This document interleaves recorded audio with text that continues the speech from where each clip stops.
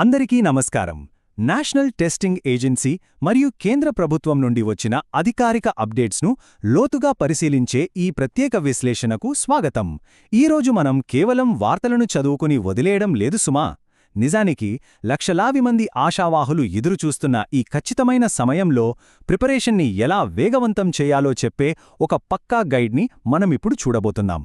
కాబట్టి ఎక్కడా స్కిప్ చేయకుండా ఈ సమాచారాన్ని ఆచరణాత్మక వ్యూహాలుగా ఎలా మార్చుకోవాలో మనం కలిసి చూద్దాం.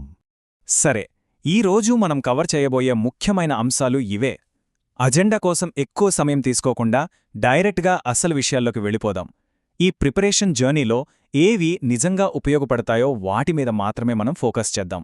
ముందుగా మనందరికీ తెలిసిన పెద్ద అనౌన్స్మెంట్ గురించి ఒక్కసారి క్విక్గా మాట్లాడుకుందాం. నేషనల్ టెస్టింగ్ ఏజెన్సీ అంటే ఎన్టీఏ నుండి అధికారికంగా వచ్చిన ప్రకటన ఇది. ఆ తేదీ వచ్చేసింది, జూన్ 21, 2026. అవును, ఇది ఆదివారం. ఇది క్యాలెండర్లో కేవలం ఒక డేట్ మాత్రమే కాదు, లక్ష్య సాధన కోసం పెట్టుకోవాల్సిన ఒక కొత్త డెడ్లైన్. ప్రతి స్టూడెంట్ తమ స్టడీ టేబుల్ ముందు పెద్ద అక్షరాలతో రాసిపెట్టుకోవాల్సిన తేదీ ఇది.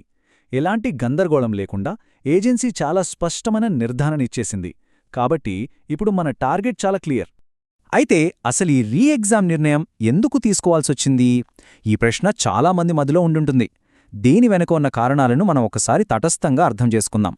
గతంలో జరిగిన సంఘటనలు మనందరికీ తెలుసు. కొన్ని చోట్ల ప్రశ్నపత్రం లీకేజీ ఆరోపణలు, అలాగే నిర్దిష్ట కేంద్రాల్లో అక్రమాలు జరిగినట్లుగా చాలా వార్తల్లో వచ్చాయి కదా. దీనికి తోడు దేశవ్యాప్తంగా విద్యార్థుల నుండి భారీ స్థాయిలో ఫిర్యాదులు కూడా వెల్లువెత్తాయి. కాబట్టి ప్రతిభగల విద్యార్థులకు ఎలాంటి అన్యాయం జరగకూడదనే ఉద్దేశంతో ఈ మొత్తం పరీక్షా వ్యవస్థలో పారదర్శకతను కాపాడటం కోసం ప్రభుత్వం ఈ రీ ఎగ్జామ్ నిర్ణయం తీసుకుంది. వ్యవస్థ విశ్వసనీయతను నిలబెట్టేందుకే ఈ అడుగు వేశారు. సరే, ఇప్పుడు ఒక చాలా సానుకూలమైన వార్త గురించి మాట్లాడుకుందాం. అదేంటంటే పరీక్ష రాసే నగరాన్ని ఎంచుకునే అవకాశం. ఇది నిజంగా ఒక పెద్ద ఊరట. ఇక్కడ ఈ మార్పు ఎంత రిలీఫ్ ఇస్తుందో మీరే చూడండి. గతంలో అయితే ఎక్కడో దూరం సెంటర్ పడితే అక్కడికి వెళ్లడానికి ఎంత ఇబ్బంది పడేవాళ్లమో కదా. ప్రయాణ ఖర్చులు, వెళ్లాల్సిన టెన్షను, ఎగ్జామ్కు ముందే వచ్చే శారీరక మానసిక అలసట, అబ్బో చాలా స్ట్రెస్ ఉండేది. కానీ ఇప్పుడు ఏజెన్సీ వాళ్లు విద్యార్థులకు తమకు అనుకూలమైన దగ్గర్లో ఉన్న పరీక్షా నగరాన్ని ఎంపిక చేసుకునేందుకు ఒక వారం రోజుల ప్రత్యేక విండోనిస్తున్నారు. దీనివల్ల టైం, మనీ రెండూ సేవ్ అవుతాయి. అన్నిటికంటే ముఖ్యంగా ప్రశాంతమైన మనసుతో ఎగ్జామ్ మీద ఫోకస్ పెట్టొచ్చు. ఇది నిజంగా ఒక అద్భుతమైన మార్పు. రైట్, ఇప్పుడు మనం ఈ మొత్తం విశ్లేషణలో అత్యంత కీలకమైన భాగానికి చేరుకున్నాం. అదే యాక్షనబుల్ ప్రిపరేషన్ టిప్స్. ఎగ్జామ్ ఎప్పుడో తెలిసింది, ఎందుకో తెలిసింది, కానీ ఇప్పుడున్న ఈ సమయాన్ని అసలు ఎలా వాడుకోవాలి? దానికి సమాధానమే ఈ సెక్షన్. సక్సెస్కి కావలసిన 4 మూల స్తంభాలు ఇవే. మొదటిది రివిజన్, రెండవది మాక్ టెస్ట్లు, మూడవది కేవలం అఫీషియల్ అప్డేట్స్ మాత్రమే ఫాలో అవ్వటం, మరియు నాలుగవది సిటీ ఇంటిమేషన్ కోసం అప్రమత్తంగా ఉండటం. ఫేక్ న్యూస్, రూమర్స్కి దూరంగా ఉంటూ ప్రిపరేషన్ని నెక్స్ట్ లెవెల్కి తీసుకెళ్లే మొదటి 2 పాయింట్ల గురించి ఇప్పుడు మరింత డీప్గా చూద్దాం.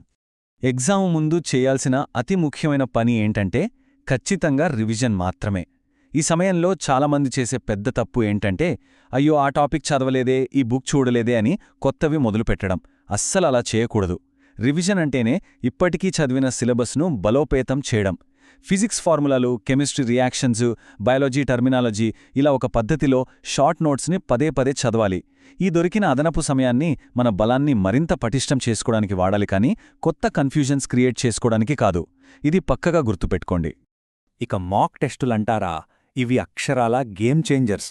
ఎగ్జామ్ హాల్లో ఆ టైము ఎలా పరిగెడుతుందో ప్రాక్టికల్గా ఎక్స్పీరియన్స్ చేయాలంటే ఇవి రాయాల్సిందే. ఇంట్లోనే ఆ ఎగ్జామ్ వాతావరణాన్ని సృష్టించుకొని ఏకాగ్రతతో 3 గంటల 20 నిమిషాలు కూర్చుని రాయాలి. దీనివల్ల ఏ సెక్షన్కి ఎంత టైం పడుతోంది, ఎక్కడ తప్పులు దొర్లుతున్నాయి అనేది ఈజీగా అర్థమవుతుంది. అన్నిటికంటే ముఖ్యంగా ఎగ్జామ్ ఫోబియా అనేది పూర్తిగా పోతుంది. కాబట్టి ఒక పక్కా మాక్ టెస్ట్ షెడ్యూల్ని ఈరోజే ప్లాన్ చేసుకోండి. స్టూడెంట్స్ ప్రిపరేషన్ సంగతి చూసాం.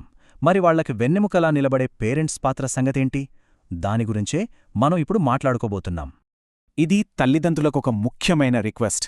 ఈ రీ ఎగ్జామ్ అనేది పిల్లలకి ఇప్పటికే ఒక పెద్ద మానసిక ఒత్తిడి. కాబట్టి దయచేసి వాళ్లపైన ఎలాంటి అదనపు ప్రెషర్ పెట్టకండి. ఇంట్లో ప్రశాంతమైన వాతావరణాన్ని కల్పించండి. అన్నిటికంటే ముఖ్యం, రోజుకి పదుల సంఖ్యలో వచ్చే వాట్సాప్ రూమర్స్ని, ఫేక్ న్యూస్ని పిల్లల దాకా అస్సలు వెళ్లనివ్వకండి. వాళ్ళు కేవలం తమ పుస్తకాలతో మాత్రమే గడిపేలా చూడటం ఎంతో అవసరం.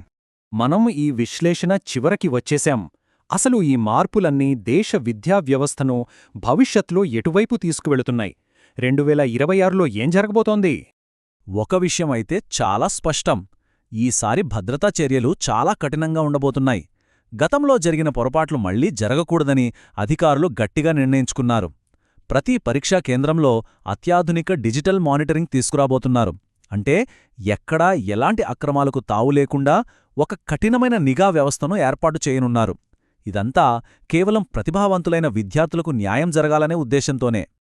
అందుకే చెప్తున్నాం, ఏ చిన్న సందేహమున్నా సోషల్ మీడియాలో వెతకకండి. డైరెక్ట్గా ఇక్కడ కనిపిస్తున్న ఎన్టీఏ అధికారిక హెల్ప్లైన్ నంబర్లకు ఫోన్ చేయండి, లేదా ఈమెయిల్ చేయండి. సరైన సమాచారం మాత్రమే మిమ్మల్ని సరైన మార్గంలో నడిపిస్తుంది. ఫైనల్గా ఒక ఆసక్తికరమైన ప్రశ్నతో ఈ విశ్లేషణను ముగిద్దాం. ఇంతటి కఠినమైన డిజిటల్ మానిటరింగ్ మరియు నిఘా వ్యవస్థలు రావడం వల్ల రాబోయే రోజుల్లో మన దేశంలో కాంపిటేటివ్ ఎగ్జామ్స్ రూపురేఖలు శాశ్వతంగా మారిపోతాయా? ఈ టెక్నాలజీ ఒక పారదర్శకమైన ఎడ్యుకేషన్ సిస్టమ్కి పునాది వేస్తుందా? ఈ ప్రశ్నతో కాసేపు ఆలోచించండి. ఈ విశ్లేషణలోని వ్యూహాలను పక్కాగా అమలు చేసి అద్భుతమైన ఫలితాలను సాధించాలని మనస్ఫూర్తిగా కోరుకుందాం. All the best.